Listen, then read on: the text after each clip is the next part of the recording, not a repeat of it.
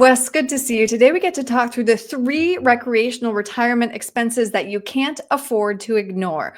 Once people retire, their spending habits often change. Of course, housing, healthcare, food, those will still make up a significant portion of your budget. But since retirement often means more free time, you'll probably be spending more. So let's talk through the more common expenses. First is travel. That could make up a significant portion of your budget. Maybe even you buy an RV.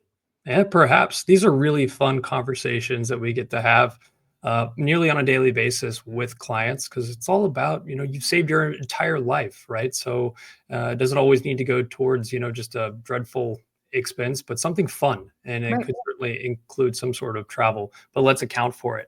Where do you want to go? What does that look like for you and maybe your spouse? Is it going to be more domestic or is it going to be more international?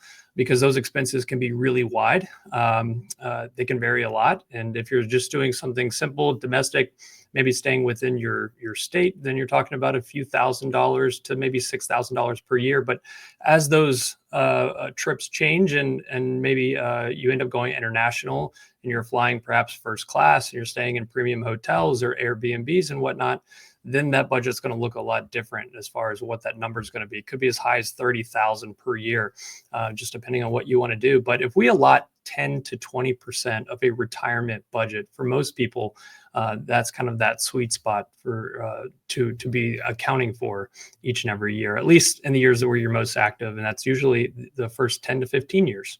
Right. Good point. Number two, of course, a lot of retirees choose to own a second home. Boomers currently own 57% of all vacation or seasonal homes and 58% of all rental properties.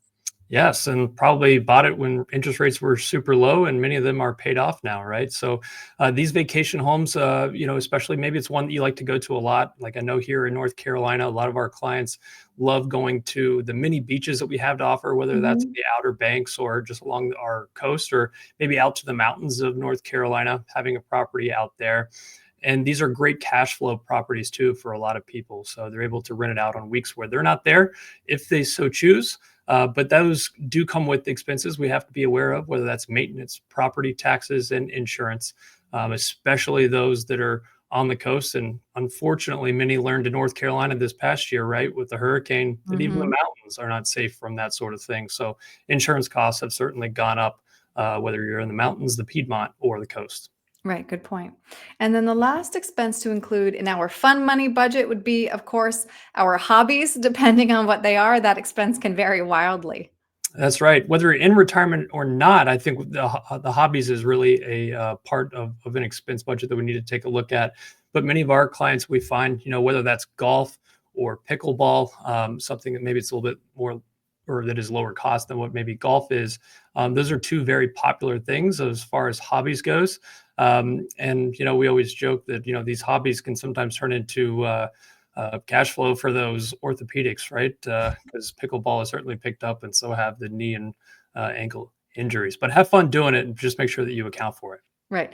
Healthcare is in our not fun budget That's right. costs. Not This so is the fun. fun money. Yeah, That's good right. point.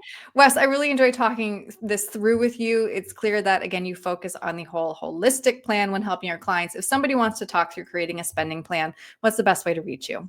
Shoot us a message, info@patriotwealthnc.com, or pick up the phone, 919-322-4113.